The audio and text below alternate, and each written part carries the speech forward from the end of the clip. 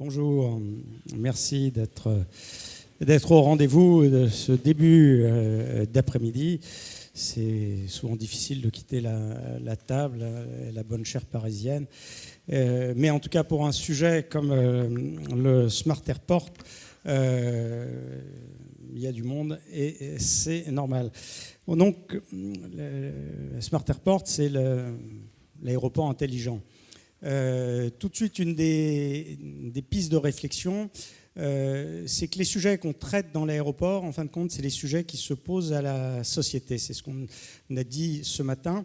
C'est là où l'aéronautique joue un rôle de pionnier, historiquement, d'innovation, parce que très tôt, il se pose des questions avec acuité, et il doit trouver des réponses. Et ces réponses, comme elles n'existent pas, elles doivent être innovantes.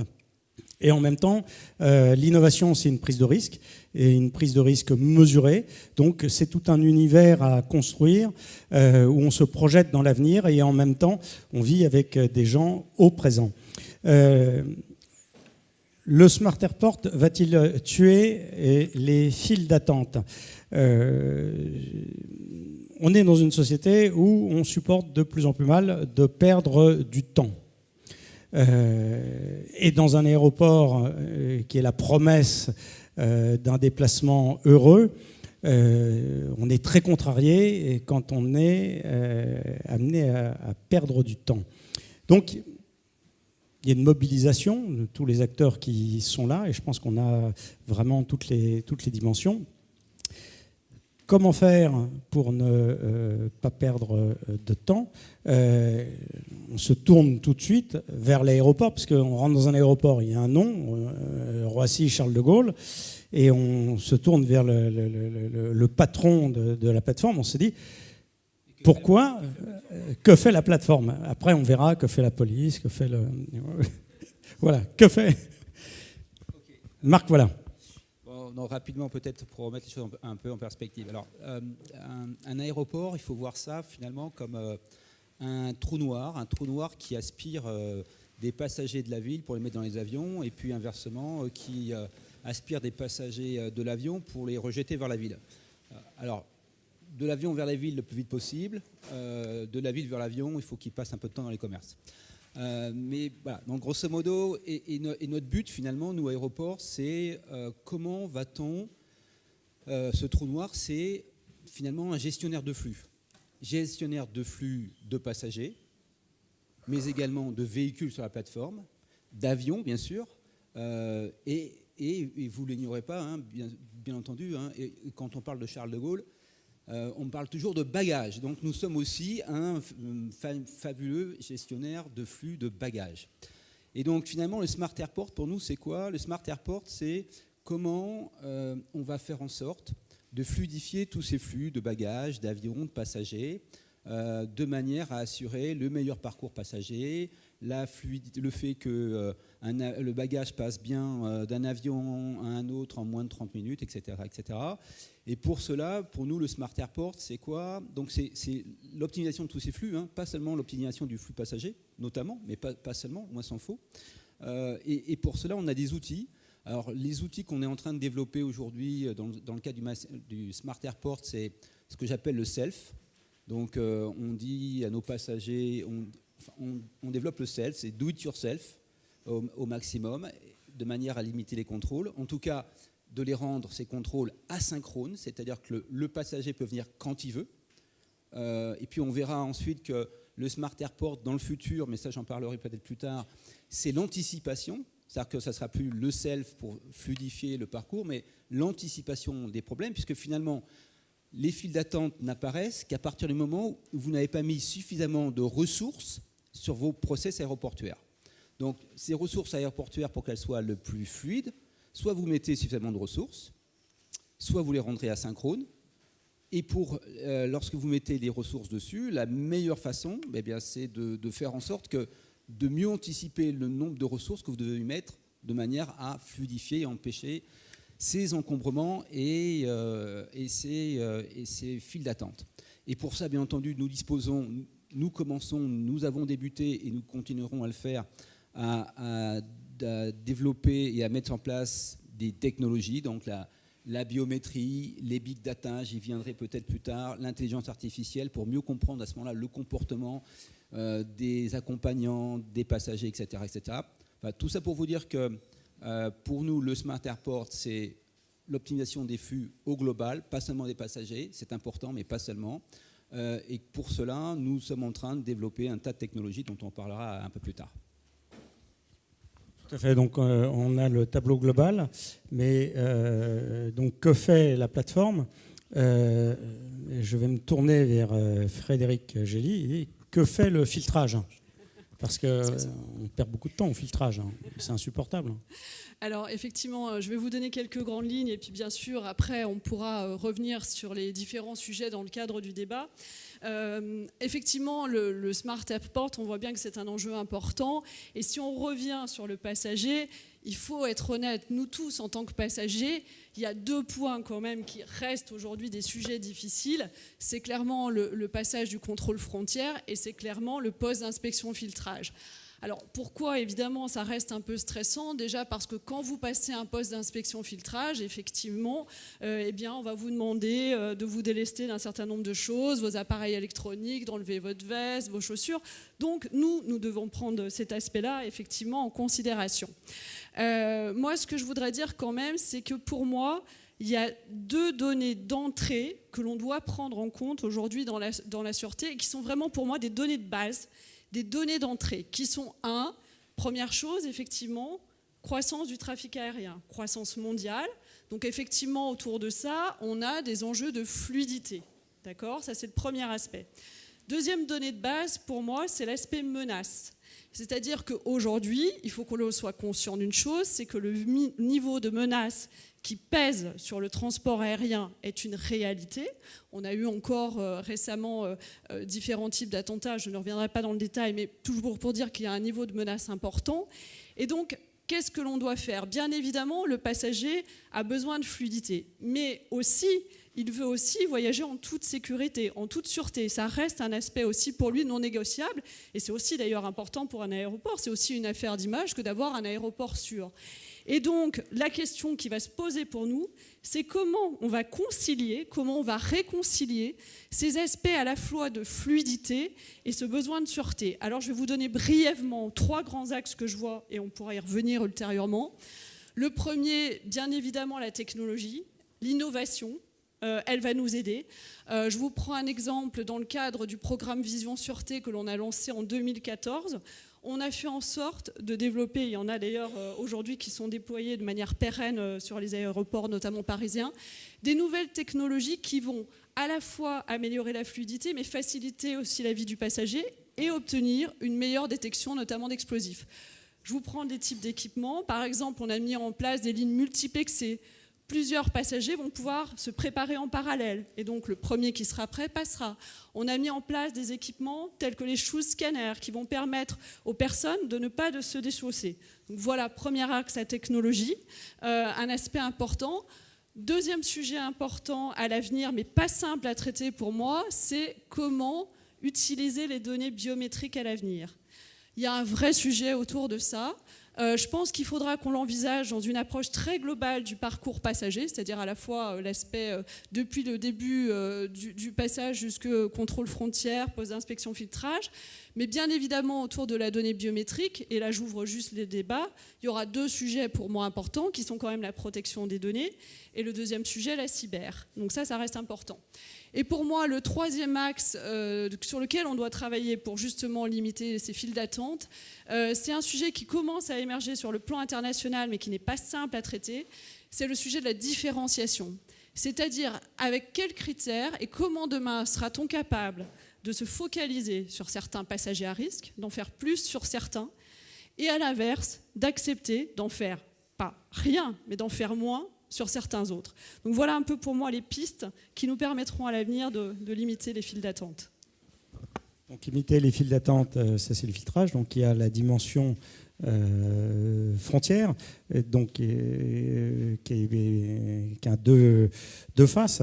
La dimension régalienne, et dont on voit qu'elle monte en puissance donc, et qu'il faut prendre en compte.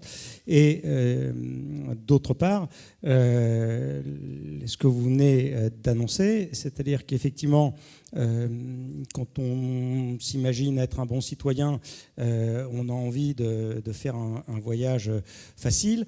Quels sont les critères qui permettent de faire ces ciblages? Parce qu'effectivement, les gens qui ne veulent pas du bien ni à l'aviation, ni à nous, on ne souhaite pas qu'ils passent facilement ce que l'on se souhaite. Comment y arriver? Et je me tourne vers Fernand Gontier, qui est le directeur central de la police aux frontières, et je lui pose la question, que fait la police?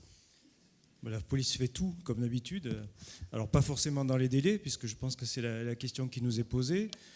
Ce que je veux dire, c'est que pour la première fois, le gouvernement français a fixé des objectifs de temps de passage à la police aux frontières depuis le 1er janvier 2018. Donc, ce sont des objectifs que nous essayons d'atteindre, bien évidemment, qui sont de 30 minutes pour les passagers communautaires maximum et 45 minutes pour les passagers extracommunautaires.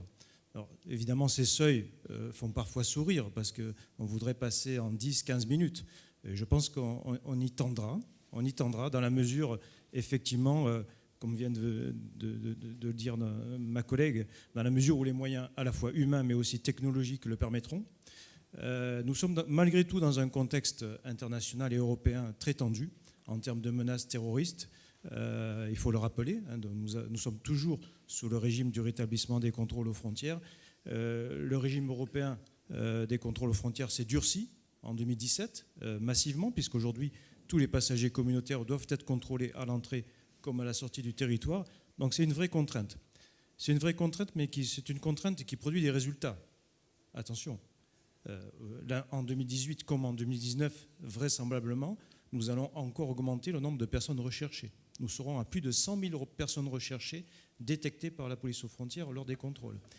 Tous les jours, entre 30, 40, 50 fiches sûreté de l'État sont découvertes. Donc je veux dire que nos aéroports sont quand même fréquentés pas uniquement par des personnes honnêtes. Alors évidemment, vous avez raison, il faut faire des différenciations entre les passagers. Et c'est la raison pour laquelle, avec les aéroports de Paris en particulier, a été développée la technologie de la reconnaissance faciale pour des contrôles à l'égard des passagers communautaires. Donc c'est vraiment l'un des axes sur lesquels nous devons prioriser notre action. Aujourd'hui, seulement 20% des passagers utilisent les SAS. Potentiellement, on pourrait en passer 40%. Donc nous, on est en faveur de la différenciation. Sur 100 passagers, il y en a un qui nous intéresse. Il faut qu'on le trouve et très vite. Les autres doivent passer très rapidement les contrôles. C'est l'objectif. Sergio Colella, ce qu'on vient d'entendre, donc vous avez une vision internationale de ces problèmes. La CITA, justement, c'est à l'origine un organisme qui essaye d'uniformiser à partir des contraintes communes. Est-ce que ce qui vient d'être dit, c'est ce que vous voyez, c'est ce que vous constatez, et quelles sont les pistes sur lesquelles vous travaillez? Oui, absolument. Alors, ce n'est pas une exception française. Les problématiques qui sont soulevées là, ce sont des problématiques qu'on voit partout dans le monde. Et moi, je partirai d'un constat qui est, en fait, il y a 15 ans, il y avait 2 milliards de passagers dans le monde, passagers aériens. En 2017, il y en a eu 4 milliards. Selon toute vraisemblance, en 2035, il y en aura 8. Donc c'est ça, en fait, l'équation que nous sommes amenés à résoudre. Et il y aura donc, dans 15 ans, 2 fois plus de passagers. Nous savons déjà qu'il y aura 2 fois plus d'avions.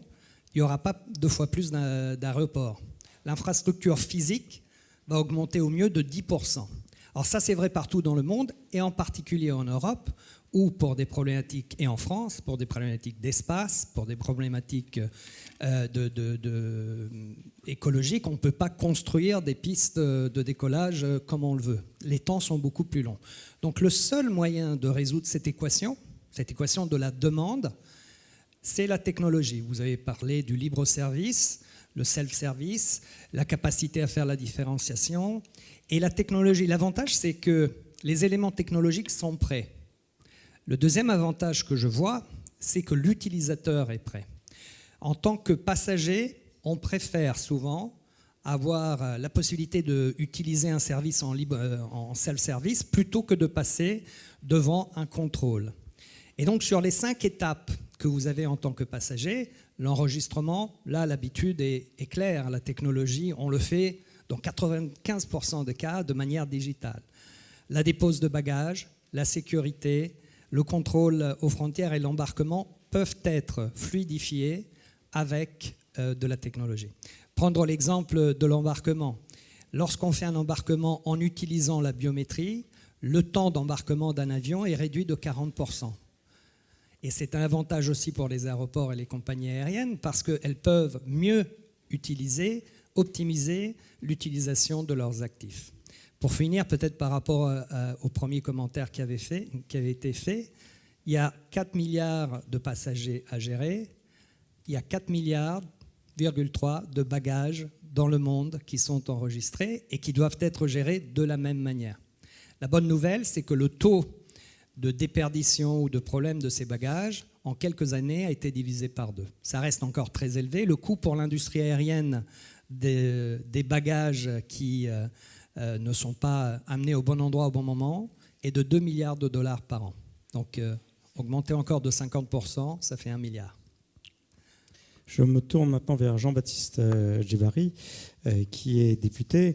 On sait que des lois sur le transport aérien passent en ce moment même à l'Assemblée nationale. Donc la réponse législative, elle est importante parce que dans ce qui a été dit, et pour être efficace, donc on a entendu le terme de ciblage, donc de discrimination, comment faire pour que ces objectifs très concrets et sur lesquels tous les passagers du monde adhèrent ne donnent pas lieu à des excès. Comment ça s'accompagne dans ce travail, Jean-Baptiste ? Alors d'abord, c'est une loi qui s'intéresse à l'ensemble des modes de transport et pas seulement au transport aérien. Et justement, un des sujets qu'on a dans la loi aujourd'hui, c'est que le transport aérien y est traité sous l'angle de sa faible contribution aux défis environnementaux. Donc on a plutôt une loi aujourd'hui qui regarde le transport aérien d'un œil un peu inquisitorial, si j'ose le dire comme ça. Non, je pense qu'il y a 2 sujets pour nous, en tout cas politiques. Il y a le sujet de l'aéroport, et ça a été très bien décrit, des défis internes à l'aéroport, comment on arrive à concilier, à se prémunir d'une menace terroriste qui reste, ou de sécurité qui reste quand même exogène, latente, qui est persistante, qui est là, et comment on arrive à fluidifier le parcours passager, comment on intègre la technologie, comment on ne la fixe pas, la technologie, quand elle est très évolutive. Je prends un exemple, les systèmes de reconnaissance faciale. On voit bien qu'en Angleterre, aujourd'hui, vous avez des systèmes en free floating qui commencent à être utilisés. Bref, il y a un sujet de courir un peu après la technologie et à un moment de fixer ce qui peut être désirable pour 3, 4, 5, 6 ans. Il y a évidemment le sujet de comment l'aéroport s'insère au sein d'un écosystème plus global, ses accès, la dimension environnementale, la complémentarité avec les autres modes de transport. Et ça, pour le coup, c'est intégré dans la loi. Et je pense qu'il y a un défi nouveau pour le secteur aérien et pour les aéroports en particulier. C'est le défi, en tout cas l'enjeu de l'acceptabilité. C'est un enjeu politique très fort. Et pour vous prendre un exemple, moi je suis élu en Haute-Vienne, donc à Limoges. Et on a eu ces grands débats qui nous ont occupés ces derniers mois. Et le sujet de la taxe kérosène ou de la privatisation d'aéroports de Paris était un des 5 sujets principaux cités par les Hauts-Viennois, qui, on peut en convenir, sont quand même un peu loin, a priori, de ces sujets-là. Donc le sujet de l'acceptabilité du transport aérien, tant dans l'implantation, dans la compensation de ses coûts, la capacité de démontrer que l'aéroport est un outil de développement économique, d'attractivité, est un atout pour les territoires, qu'il fait intérêt sur le plan socio-économique local. Je crois que c'est vraiment ça que les aéroports, qui pour le coup sont aussi des acteurs qui captent beaucoup de valeur, soient en mesure de faire. Et en tout cas, c'est ça qui politiquement moins m'intéresse pour les prochains mois, parce que le sujet de l'acceptabilité, sur le plan politique, il est quand même devant nous. Marc, les aéroports captent beaucoup de valeur. Donc cette valeur, il faut la retrouver dans le confort de l'expérience passager. Par rapport à tout ce qui a été dit, comment travailler ensemble. C'est-à-dire que la perception d'une plateforme, si on va à Paris et qu'on se dit tiens Paris c'est sympa, c'est rapide, on sort vite de l'aéroport, on perd pas son bagage, on trouve vite un transport pour rejoindre la capitale.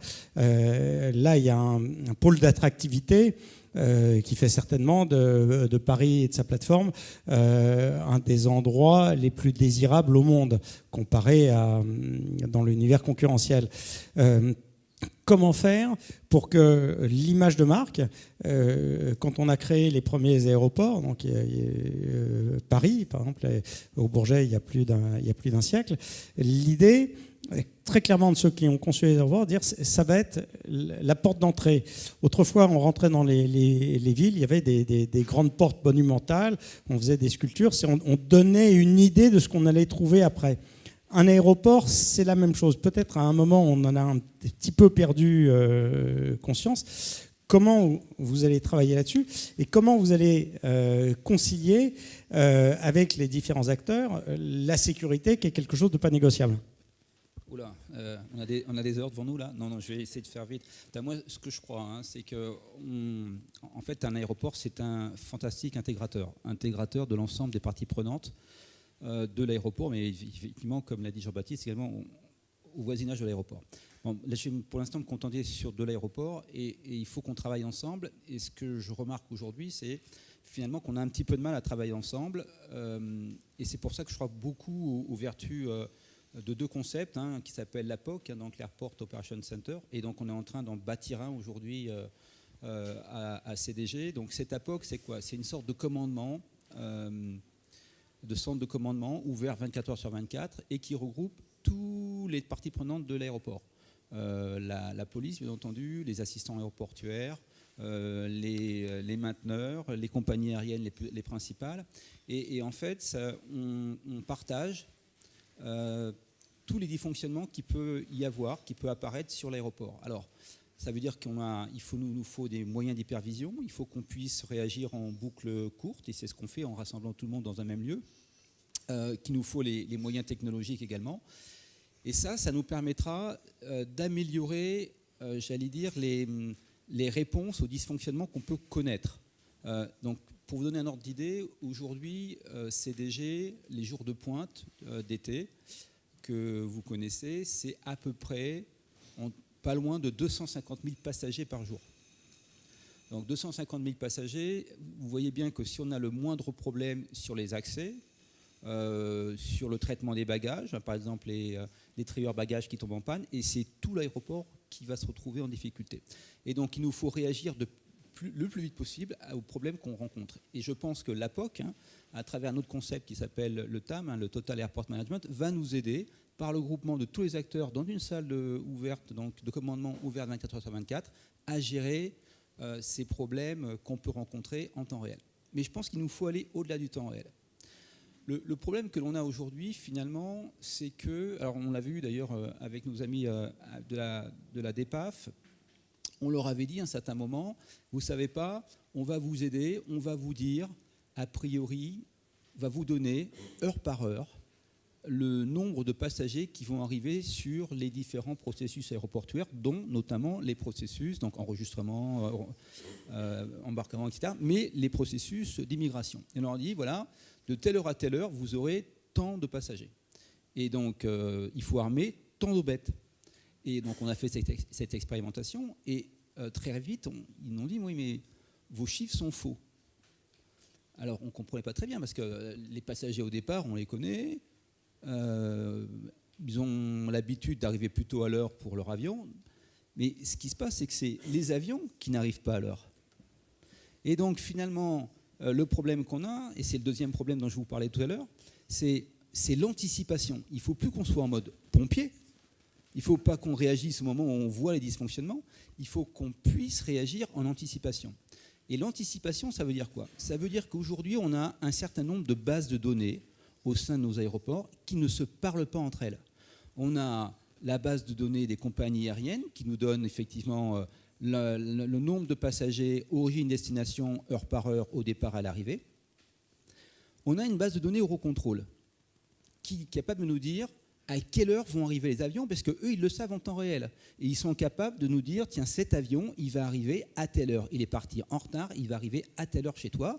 Et ensuite, on a la base de données de l'affectation des vols sur les postes de stationnement.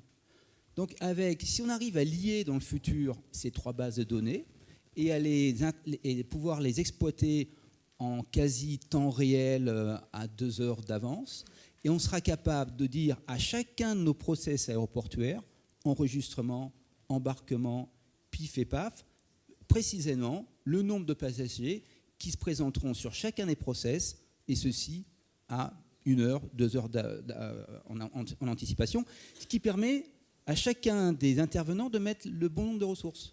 Voilà, l'avenir, c'est la POC, et c'est cette capacité qu'on a à anticiper en liant les bases de données entre elles. Sergio?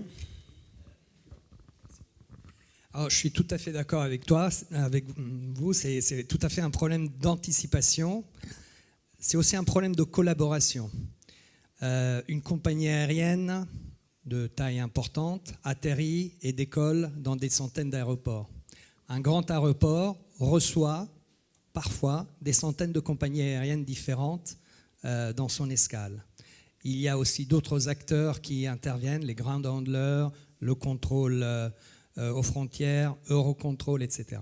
Donc, il faut cette anticipation, il faut cette collaboration technologique, collaboration dans les process, qui est fondamentale pour améliorer l'efficacité du système global et sa sécurité. Si on prend l'exemple de Heathrow, parler aussi d'efficacité, 80 millions de passagers par an. Chaque année, il y a 3 millions de sièges vides qui volent. Donc, ne serait-ce qu'une optimisation encore supplémentaire des sièges, de l'utilisation du temps, peut amener à faire en sorte que le système soit encore plus efficace. Et cette collaboration, elle doit être portée par des standards communs qui permettent aux différents acteurs, et il y en a des dizaines dans un aéroport, et une compagnie aérienne travaille avec des dizaines de partenaires, de travailler sur des bases communes. Ça me paraît essentiel. Frédéric? Je crois que dans les 2 interventions qui ont été faites précédemment, il y a 2 points extrêmement importants qui ont été soulevés. C'est la notion d'anticipation, qui effectivement est un enjeu très important, et la notion de partenariat et de collaboration. Pour moi, c'est vraiment la clé qui fera que demain, collectivement, on arrivera à atteindre ces défis. Je prends l'exemple évidemment dans lequel je suis aujourd'hui et que je connais bien, qui est le domaine de la sûreté. L'approche qu'on a pu avoir par le passé purement réglementaire, où on impose d'en haut les choses sans avoir totalement la vision du terrain, c'est aujourd'hui une vision qu'on est en train de mettre derrière nous. Et notamment, c'est pour ça qu'on avait construit ensemble un programme qui s'appelle le programme d'innovation Vision Sûreté, et que la ministre récemment, dans le cadre des assises, a décidé de poursuivre dans le cadre d'une nouvelle phase. C'est bien de dire... D'abord, les partenaires qui sont sur le terrain, notamment les aéroports, connaissent leurs problèmes et leurs plateformes. Et donc, arrivons à travailler tous ensemble, nous, États, avec ce que l'on peut apporter, faire le lien aussi avec les industriels, aller défendre la réglementation à Bruxelles pour la faire évoluer et faire des choses qui soient possibles demain, que l'on ne peut pas faire aujourd'hui. Et tout ça, on ne peut l'avoir que dans cette approche partenariale. Et effectivement, cette notion d'anticipation est effectivement essentielle aussi. Quand on parle d'un aéroport, quand on parle notamment de sûreté, c'est aujourd'hui on se pose la question quelle sûreté construira pour demain ou après-demain, puisque quand on va mettre en place de nouvelles lignes d'inspection filtrage notamment, mais c'est pas que ça la sûreté, mais notamment cet aspect-là, eh bien c'est quelque chose qui se réfléchit à l'avance. Les aéroports, notamment sur le plan français, ont été construits à des époques différentes, donc avec des capacités d'accueil de ces postes d'inspection filtrage qui ne sont pas les mêmes. Donc quand on repense quand on construit de nouveaux terminaux, quand on étend des aéroports, ça aussi c'est une dimension qu'on doit prendre en compte dans l'anticipation, de dire comment j'intègre la sûreté, comment je rends cet espace plus agréable également pour le passager. Donc voilà, moi vraiment je crois que les mots-clés c'est aussi effectivement anticipation et partenariat. Anticipation, partenariat, il faut une clé de voûte, il faut un chef d'orchestre, ou est-ce qu'on a besoin ou pas, la question est ouverte. Jean-Baptiste ? En tout cas, ce qui est sûr, c'est que le sujet du mieux travailler ensemble, il se conçoit à la fois au niveau opérationnel, et c'est vrai. Et si on va au-delà de l'aéroport, on voit bien que le sujet data, c'est l'optimisation du temps, en tout cas du parcours client porte à porte. Et je crois vraiment que là-dessus, on pourra aller beaucoup plus loin, beaucoup plus vite, offrir beaucoup plus de services, diminuer les trajets inutiles, la congestion, la pollution. On voit bien comment la data peut révolutionner la façon dont on optimise le trajet de l'individu. Et c'est aussi l'optimisation des rapports entre les différentes parties prenantes, y compris au niveau de la production de la norme, qu'elle soit législative ou réglementaire. Et on a fait l'exercice pendant les assises. Moi, j'ai animé un groupe de travail facilitation, donc le sujet du contrôle aux frontières. Et je pense que ce groupe de travail en tout cas, était intéressant pour permettre à des gens qui peut-être auraient dû communiquer plus en amont, mais qui visiblement n'étaient pas dans une forme de dialogue opérationnel très fréquent, de se rencontrer, de bien comprendre les contraintes opérationnelles des uns et des autres, et de produire une norme, ou pas d'ailleurs, mais en tout cas de produire des dispositifs qui soient de nature, à la fois, à concilier ce que Frédéric a bien dit, c'est-à-dire la sécurité et la fluidité, pour le dire basiquement. Donc cette exigence de coopération, de partenariat, elle se fait à différents étages, et donc le rôle de chef d'orchestre, c'est bien celui de produire une norme qui soit une norme adaptée, qui ne soit pas une norme lourde, et surtout qui soit une norme évolutive. On voit bien que ça, y compris sur le sujet de la technologie et de l'innovation, ça va vraiment très très vite, ça file à toute allure, et on voit bien que souvent c'est un des problèmes français, c'est qu'on produit beaucoup de normes et qu'on court d'une manière générale après le temps de la société. Donc au moins sur ce secteur-là, qui est un secteur extrêmement dynamique, essayons d'avancer à bons pas. Alors, sur la production de normes, on a compris qu'on était quand même dans un espace européen. Comment l'Europe produit des normes, comment c'est acceptable qu'elle produise, ou en tout cas comment est-ce que c'est acceptable, est-ce que c'est nécessaire, comment. Je me tourne vers Fernand Gontier. Les normes européennes sont effectivement impératives et les normes européennes vont encore évoluer. Je veux dire, aujourd'hui, on sait tous qu'en 2022-2023, il y aura des contrôles aux frontières renforcés, endurcis, plus importants. Donc il faut anticiper tous ces phénomènes. Je pense qu'il y a deux axes d'amélioration. Comme il vient d'être dit, la coordination. Je pense qu'on ne peut pas travailler logique contre logique. Il faut une approche d'ensemble, il faut une coordination. Et je pense qu'aujourd'hui, il faut que nous soyons, nous, police aux frontières, associés aux aménagements aéroportuaires. On peut avoir des aménagements qui sont très coûteux en personnel, et qui participent à l'allongement des files d'attente, comme on peut aussi avoir des dispositifs qui réduisent les temps d'attente. Après, bien évidemment, ces normes qui vont arriver bientôt, l'ESTA, l'EES, c'est-à-dire que tout passager fera l'objet d'un relevé biométrique à l'entrée et à la sortie de l'espace européen. Donc il va bien falloir anticiper. Je pense que demain, le passager va participer au contrôle aux frontières. Il va lui aussi, comme il fait l'enregistrement aujourd'hui, il va participer à son propre contrôle aux frontières en amont, soit sur l'aéroport, soit ailleurs, peut-être à son domicile, ou alors peut-être dans l'avion. L'avenir, le temps de l'avion, le temps de transport aérien est un temps inutile. S'agissant du contrôle aux frontières, il faut l'utiliser. Est-ce qu'on ne peut pas demain utiliser ce temps pour anticiper et ensuite à l'arrivée reconnaître le passager qui aura lui-même participé à faire des formalités? Un temps d'attente sera mieux vécu qu'il sera participatif pour le passager. S'il est subi, ce sera plus difficile à vivre. Sergio ? Oui, absolument. Et on revient au libre service, au self-service. Le fait que, en fait, le passager porte en lui-même l'information le concernant. Au travers de la biométrie, il a l'information sur son voyage, il a l'information de son identité au travers de son visage. Et contrairement peut-être au supermarché où on a envie d'aller auprès de l'hôtesse de caisse pour payer, au contraire, dans le transport aérien, le niveau de satisfaction du passager est plus élevé lorsqu'une technologie ou une tâche est faite en libre service. On a fait des enquêtes au niveau mondial. L'utilisateur, le passager, préfère avoir une tâche en libre service plutôt qu'une tâche accompagnée. Et donc ça, c'est une chance. Il faut s'appuyer sur ça pour aller vite dans cette direction. Je vais me tourner vers Frédéric. Alors le passager qui devient acteur. Oui, c'est effectivement, je crois vraiment clairement l'avenir. Et nous, c'est comme ça qu'on le conçoit aussi aujourd'hui. Dans les partenaires dont on a parlé tout à l'heure, il faut intégrer le passager. Il faut aussi aujourd'hui qu'il soit acteur dans toutes ces étapes et notamment au niveau de la sûreté, qu'il soit également acteur. Et on a parlé de données qu'a le passager et pour le coup qu'il est globalement prêt à mettre à disposition quand il voyage. C'est effectivement comment on utilisera mieux demain tous les enjeux autour de la donnée biométrique. Et je pense que là, on a plein de travaux à explorer ensemble. Et là, pour le coup, je pense qu'au niveau gouvernemental, on a un rôle d'impulsion à avoir pour travailler tous ensemble, faire notamment que les acteurs privés et les différents ministères travaillent ensemble pour utiliser ces données biométriques demain sur l'ensemble du parcours du passager. C'est-à-dire qu'à un moment donné, ces données précèdent le passager quasiment et que du coup, toutes les étapes se fassent de manière plus fluide.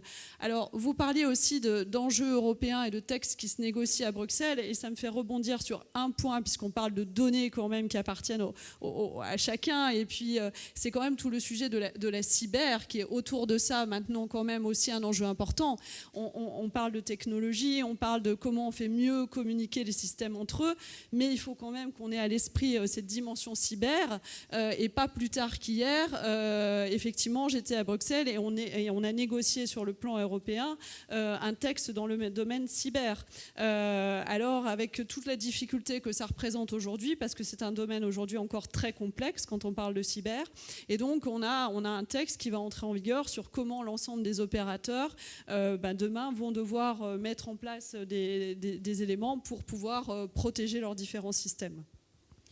Je me retourne vers Marc, chef d'orchestre de tout ça, parce que tout le monde se retrouve physiquement dans un lieu qui a un nom, aéroport Roissy-Charles de Gaulle. Paris-Charles de Gaulle. Comment vous envisagez ce rôle de chef d'orchestre? C'est-à-dire qu'un chef d'orchestre, quand il fait ça, les violoncelles, ils se mettent. Donc quand vous faites ça, la police joue du violon? Faudra demander à Fernand, mais j'ai pas l'impression. Non, l'idée, encore une fois, c'est ce fameux APOC, c'est ce centre de commandement dans lequel on retrouvera l'ensemble des partenaires.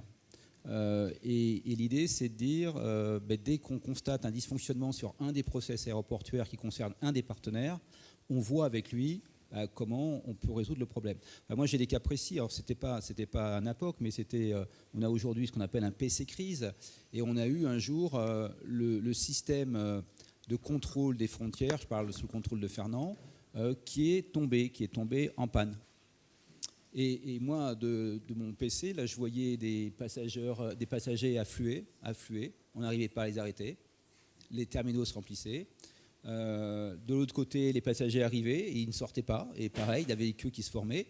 Et ensemble, on a pris une décision, dont je ne vous dirai pas laquelle, mais qui a fait qu'on a effectivement, et c'est bien la police qui l'a prise, désengorgé les terminaux le plus rapidement possible parce qu'il y allait de la sécurité de tous. Donc voilà, donc c'est ce centre de commandement, encore une fois, qu'on est en train de mettre en place, qui nous permettra de mieux traiter les problèmes temps réel, tous ensemble. Donc c'est pas l'aéroport qui va décider, c'est l'ensemble des partenaires qui vont partager leur information et c'est celui qui est responsable de son process qui décidera, mais en concertation avec les autres.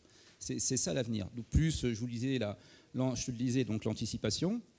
Et ce à quoi on croit beaucoup également, c'est à tout ce qui est pour l'instant peu exploré, c'est tout ce qui est big data et tout ce qui touche à l'intelligence artificielle. Là, aujourd'hui, on a un certain nombre de process aéroportuaires qu'on a commencé à analyser sous forme de big data. Eh bien, grâce à ça, on en tire un certain nombre d'enseignements sur les comportements de nos passagers. Par exemple, je peux vous dire aujourd'hui qu'on s'est expliqué, je peux vous calculer le temps d'attente sur la dépose minute du terminal 2E, et ceci à 90%, avec donc 10% de chance de tromper, uniquement par les passagers qui vont partir 4 heures après et 3 heures après. Voilà. Et ça, on ne l'avait jamais fait. Et donc, c'est parce qu'on a commencé à regarder, à analyser avec les datas qu'on avait, toutes les données qu'on avait, on a commencé à analyser un certain nombre de process Et on en tire énormément de choses sur les comportements. Donc moi, je suis capable de vous dire aujourd'hui, le temps d'attente après-demain sur la dépose minute du terminal 2E, elle va être de tant de minutes, parce que je connais le nombre de passagers qui vont partir à un certain moment, 4 heures après le moment où je calcule le temps d'attente, et 3 heures après. Et ça, ceci couplé avec l'intelligence artificielle, ça va nous permettre de gagner énormément en anticipation, énormément en anticipation même du comportement de nos passagers. Voilà. Et j'y crois énormément, et ce n'est pas quelque chose qui sont inatteignables. Hein. On parle là de 2 ans, 3 ans maximum. On voit donc il y a une révolution des comportements. Comment le politique peut accompagner cette révolution? Donc on voit il y a les data et il y a l'humain, et c'est le croisement des deux. Donc comment on construit cette alchimie?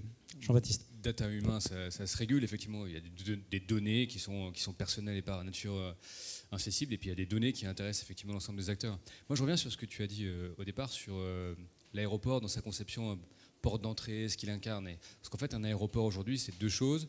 C'est un lieu de transit, ça a été très bien décrit, puis c'est un lieu de vie pendant lequel, en l'occurrence, l'utilisateur, l'usager, est captif d'un écosystème commercial. Et on voit bien que quand se crée un aéroport, ou quand on étend un aéroport, ou qu'on adapte ses capacités pour accompagner la croissance du secteur, il y a parfois ces deux approches ou ces 2 axes qui peuvent rentrer en conflit, ou encore à nouveau qu'il faut concilier. C'est-à-dire d'avoir un aéroport qui maximise les flux de trafic, l'opérationnalité pour les compagnies aériennes, les liens entre les correspondants, c'est le cas notamment à CDG, et puis qui en fait un lieu de vie, de transit pendant un temps, 2 heures, 1 heure, 3 heures, qui soit agréable pour le passager, si possible utile, qui puisse éventuellement ne pas lui vendre que des choses, mais l'éveiller éventuellement à la culture d'un pays. Enfin, je crois que un aéroport smart, en tout cas un aéroport intelligent, ça doit aussi se concevoir dans ces 2 dimensions. Une porte d'entrée, un lieu de transit, et aussi beaucoup un lieu de vie pour au moins un moment. Est-ce que vous avez des questions pour notre participant?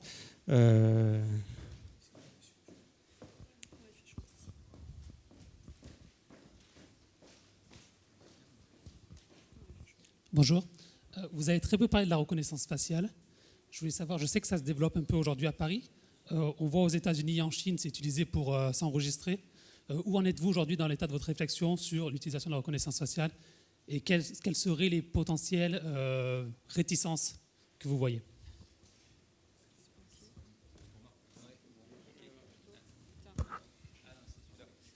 Donc la reconnaissance faciale aujourd'hui, elle est en cours de déploiement sur Paris CDG, en collaboration bien entendu avec nos amis de la DEPAF. Alors aujourd'hui, donc on l'utilise essentiellement à travers le contrôle à l'immigration, mais on est en train de monter une expérimentation pour la fin de l'année dans lequel elle va nous servir à assurer un parcours sans couture. Donc qu'est-ce qu'on fait aujourd'hui, enfin, qu'est-ce qu'on propose de faire? On propose au passager, lorsqu'il va s'encrypter, enfin lorsqu'il va donner son passeport pour l'émission de sa carte d'embarquement, on se propose de capturer sa photo sur le code barre de la carte d'embarquement. Et lorsqu'il passera à la DBA, vous savez, la dépose minute, il y aura un système qui lira son visage et qui le comparera au code barre qu'il a, enfin en tout cas l'image qu'il a sur son code barre. Si c'est bon, elle le reconnaît, il pourra déposer, sinon il ne pourra pas déposer. Donc il va passer ensuite la PAF, et donc là on aura les paraphes reconnaissance faciale classique. On va avoir également ensuite les PIF, mais donc pour l'instant il n'y a pas de reconnaissance faciale. Et puis le self-boarding, là aussi super, c'est-à-dire qu'on a perdu, comme on est dans un process, on va s'embarquer lorsqu'on veut, et bien là aussi on n'a plus de queue, puisqu'il n'y a plus de process séquentiel. C'est totalement désynchronisé, et donc là aussi on va gagner beaucoup de temps. Mais ne serait-ce que pour réaliser cette expérimentation qu'on va conduire pendant 3 ou 4 mois avec 1 ou 2 compagnies aériennes, il nous a fallu à peu près 1 an et demi de discussion avec la CNIL.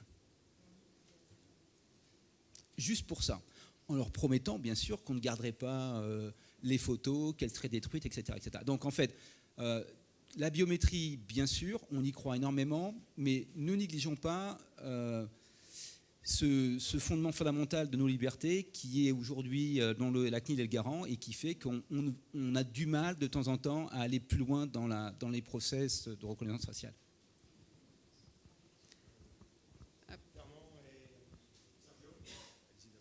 C'est gentil. Alors, effectivement, la problématique est moins technologique que réglementaire.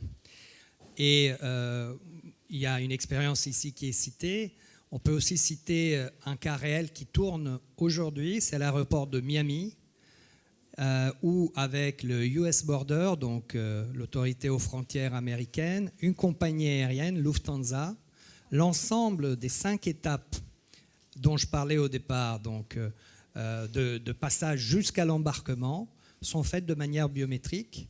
Et aujourd'hui, un passager peut, en arrivant à l'aéroport, matcher, faire correspondre son passeport, sa carte d'embarquement et son visage, et tout le reste des étapes est fait de manière automatique. Et ça existe aujourd'hui à Miami avec Lufthansa et US Borders. Donc la problématique est moins technologique, comme ça a été dit, et plus de mobilisation au niveau des différents acteurs pour faire en sorte que ça devienne une réalité. Et ça apporte beaucoup de fluidité définitivement aux voyageurs. Oui, aujourd'hui, la reconnaissance faciale est aussi fiable que l'empreinte digitale, en tout cas, même si elle n'est pas à 100%. Je pense que l'authentification d'un passager ne pose pas trop de problèmes juridiques, c'est-à-dire savoir qu'un passager qui est volontaire est bien celui qui correspond aux documents, etc. Bon. Ce qui pose davantage de problèmes, c'est l'identification, c'est-à-dire avoir un passager dans l'aérogare, mais qu'il s'agit de redocumenter, réidentifier. On ne sait pas qui il est. Voilà. Ça pose un problème à la CNIL. Mettre de la reconnaissance faciale dans un espace public, une gare, un aéroport, pour éventuellement savoir si cette personne est recherchée, si elle a un comportement anormal, si elle abandonne son bagage, etc. Ça pose problème. Aujourd'hui, on n'est pas là. Ça, c'est ça qui bloque. Mais l'authentification, savoir que monsieur X est bien monsieur X, ça, c'est quelque chose que la CNIL valide tout à fait et d'ailleurs qui se produit aujourd'hui au niveau du contrôle aux frontières. Il n'y a pas de difficulté à ce niveau-là. Donc après, c'est l'acceptabilité. Et je pense qu'il y aura une évolution sans doute législative, juridique à conduire. La CNIL est protectrice des droits, mais c'est vrai que c'est un besoin. C'est un besoin pour sécuriser les espaces publics des aérogares. Je crois que c'est important de savoir qu'un passager a un comportement anormal, qu'il abandonne son bagage, qu'il y a une scène de violence qui est peut-être en train de se commettre. Voilà, ça fait partie des choses sur lesquelles nous pouvons encore progresser. Effectivement, il faut qu'on progresse sur le sujet. Il y a quelque chose de très important qui a été évoqué à plusieurs reprises, c'est la notion d'acceptabilité. On ne la place pas toujours au même niveau et c'est vrai qu'elle est quand même de plus en plus grande autour de ces sujets-là. Il y a quelques années, on aurait parlé de reconnaissance faciale, ça aurait été totalement impossible même de prononcer le mot. On voit bien que les choses évoluent. Mais tout en le mettant en place, il faut le mettre en place avec l'aspect qui est mesuré, qui est de dire jusqu'où on va, parce que derrière, il y a aussi l'enjeu de protection des données, de protection des personnes. Donc il faut faire cette balance. Et il y a aussi un point sur lequel moi j'aimerais qu'on revenir brièvement. On a beaucoup parlé d'évolution, de technologie, et d'intelligence artificielle à laquelle moi aussi je crois beaucoup et sur laquelle on pourra faire des choses. Mais il y a un point aussi que je voudrais qu'on n'oublie pas, c'est l'humain. Alors l'humain dans toute sa dimension, il y a le passager, mais aussi l'humain au cœur de nos process. C'est-à-dire que je pense, et notamment c'est le cas en matière de sûreté, on aura quand même toujours besoin, en tout cas dans les années à venir, d'humains qu'à un moment donné, parce que sinon vous pouvez rentrer dans l'aéroport, traverser tous les process et jamais voir un humain jusqu'à rentrer dans l'avion. Et là, un endroit aujourd'hui où clairement il y a aussi des êtres humains, ce sont les agents de sûreté, c'est au poste d'inspection-filtrage. Et ne serait-ce que parce qu'on a de la levée de doute à faire, on a besoin d'un être humain. Je ne vois pas encore demain, alors peut-être après-demain, un petit robot qui va s'occuper de faire tout ça. Et on a aussi besoin à un moment donné d'allier certaines technologies. Quand on fait de l'évaluation du comportement, on allie bien à la fois la dimension humaine et la dimension technologique. Donc je crois que il faut vraiment qu'on garde ces deux pieds, c'est-à-dire l'innovation certes, la technologie, mais aussi quelle est la place de l'humain dans tout ça. Merci à tous d'être ici. Et écoutez, le forum continue.